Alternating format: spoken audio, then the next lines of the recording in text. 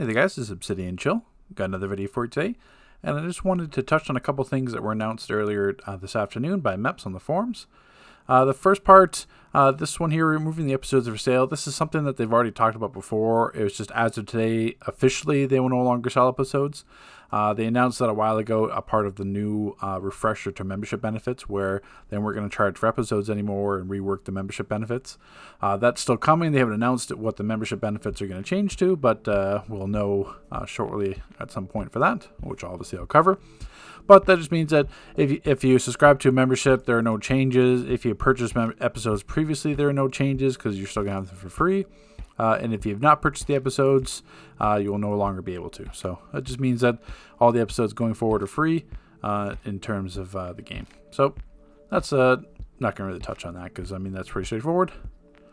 But what he said else was a community for everyone. So this is touching more on like the toxicity, cheating behavior in DC. I mean, it's been... I mean, you guys have seen my videos. It's been around for quite some time, but finally they decided to do something about it. So hello, here is some virtual villains. Today I'm here to talk to everyone about the importance of a civil community and a new, easier way to help us combat toxic behavior and unfair play. So he's just talking more about the community, how it's all enormous and diverse, and that everyone should be, you know, here to enjoy this DC fantasy with their friends.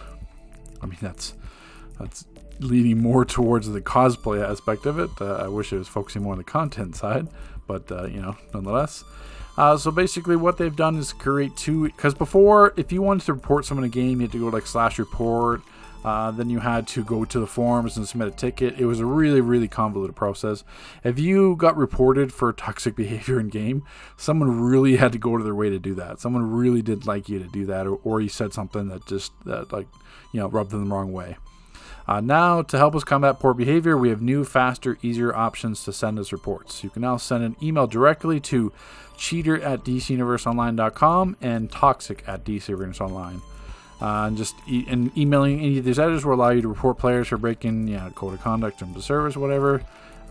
Special kind of tickets open, so it helps us investigate and take action as appropriate. Still need their character name, date and time, links to screenshots, or a brief description. So, you know, to take this at face value, it's great. I mean, who doesn't mind the system like that? I mean, toxicity, I mean, that's really hit or miss. I mean, there's ways to avoid that. I mean, any kind of game is going to be toxic. I mean, I experience it in different levels, being a YouTuber and being more unknown, I guess you could say. That's why I have plenty of tabs that don't have tells. But I mean, if someone's being toxic in game, I mean, you don't have to be in voice chat. I mean, if it's a league mate, you can leave the league. If it's a group member, you can leave the group. You can put them on ignore. I mean, there's different ways to deal with it. That's why, I mean, I'm not turning that side into like a pointing game or he said, she said kind of stuff. I know toxic, I'm not going to belittle or say that toxic behavior is not around in DC. It certainly is, but I mean, it's in every game. So I'm sure this email is going to get used way more often because there's, you know, different personality types where they're going to take offense to whatever you do and going to report it. But I want to focus more on this side, the cheater side. That wasn't really touched on here. Where did they... Comfortable person, that's more talking about behavior. Impact is far reaching, that's more toxicity. Target harassment. So yeah, so I mean, reading through this post, it's obvious that the focus was on toxic behavior and not cheating, which is my concern. And I mean, I really don't want to be a pessimist about this. I mean, I hate being pessimistic when it comes to DC Universe Online, but I mean, it just, you know, it's par for the course.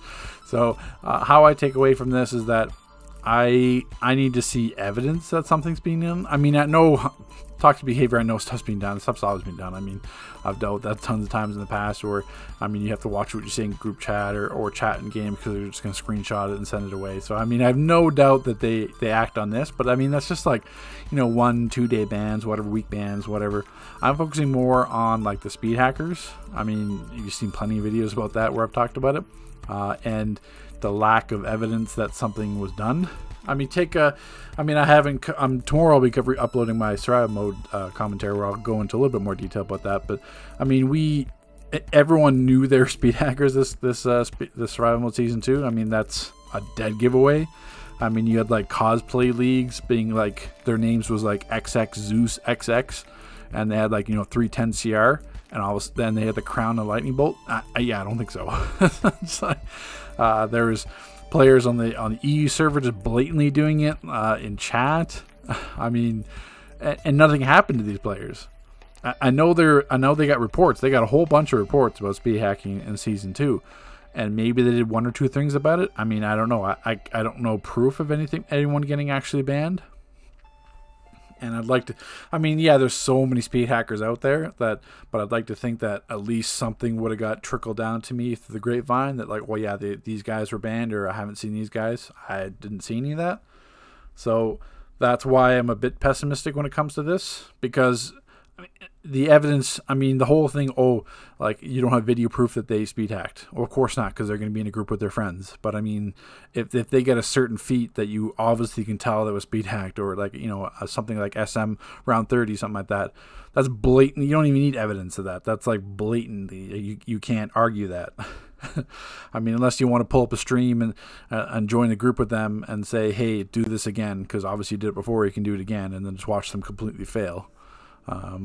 So it was like that QE speed feat where it was I forget his name even. It was some villain. I was like I will literally PayPal you, like I think it was like a couple $100 or something. I will PayPal you $100 if you prove and upload a video of you doing the QE speed feat, because this was like the first week of the game. Like no one had done the QE speed feat yet, and then all the DPS in this game knew who were in those groups and knew they weren't capable of getting the QE speed feat.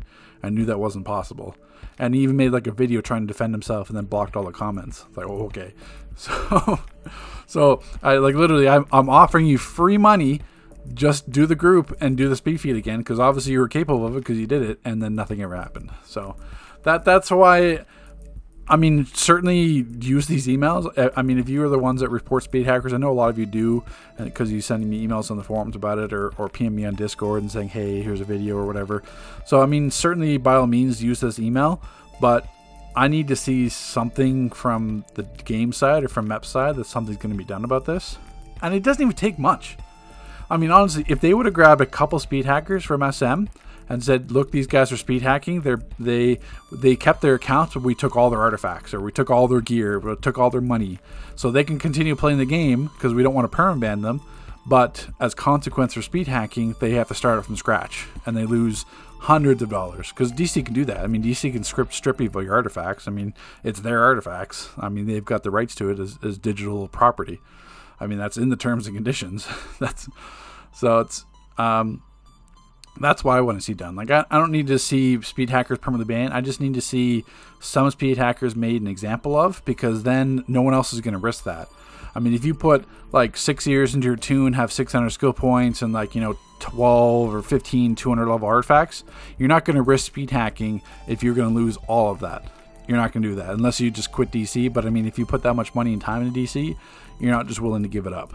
So there is only 2 times in DC's history, and I mean dating back like 12 years, that I know they took action 2 times.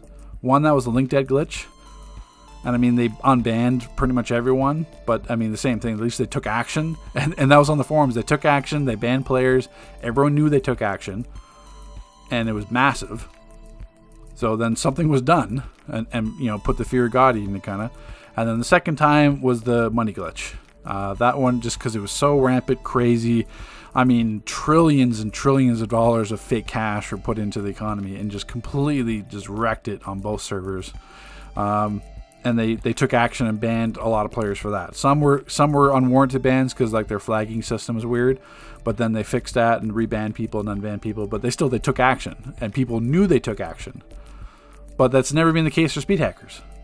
So it's like only when it affects them, like the developers personally, then that's when they want to deal with speed hackers. And I'm not going to get into the whole argument about like speed hacking, like why do you care? It doesn't affect you. I mean, it affects all of us. I mean, if I'm going to spend if I'm going to put so much time and effort into learning a raid or leveling up gear or spending replays or, you know, doing all this to get better, to get a feat like a no death feat or something, or a speed feat, and then these speed hackers go through and get all the feats in one day, I mean, how are you going to say that doesn't affect you? I mean, when you know, like, how is that fair that they get to they flaunt their status because they know nothing's going to happen to them because they're untouchable, and then you have to do everything legitly? So, I mean, that's where I draw the line. I know some people are going to disagree with that. The whole, like, exploiting and bugs, that's more subjective.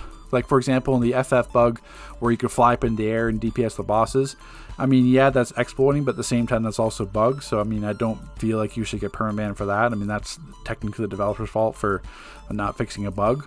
But, I mean, at the same time, you're exploiting it. So, I mean, that's more subjective. I mean, you can still report people for it, but, I mean, that's subjective. I'm not going to really touch on that. But, I mean, speed hacking is not subjective. I mean, and the whole, like, you know, I queued up into a group and there's a bunch of speed hackers. I mean, you have the opportunity to leave. And you also have the opportunity to fight. If you do get banned, you have the opportunity to fight your case, saying, hey, you can see that I joined in progress. I didn't queue with these people. But, I mean, if it's a group of 7 people in the same league, and you got to think, okay, there's 7 league mates all speed hacking, and there's 1 extra player. Well, that extra player is going to be the speed hacker on some dummy account. So ban the dummy account. What's the point of that? He's just going to buy another account or CR skip another account and start speed hacking. No, that's why Mep said. He said if you were in a group of speed hackers, then you'll have the same consequence as speed hacking yourself. Same thing as if you are a getaway driver and someone's murdered, you get charged of murder because you're complicit in that. You were there. So I mean, it's the same concept with speed hackers. That's what Mep said. That's his verbatim words. So we'll all see if something's done about this. So all I can do, continue guys to keep using this cheater at DC Universe Online. Same thing with toxic behavior, but I mean, I'm not going to really cover that. I mean, like I said before, that's my thoughts and opinions on that. I'm focused more on the cheating aspect of it. That's where my focus is. So let's see if anything comes of this. Take care, guys. We'll see you in the video tomorrow.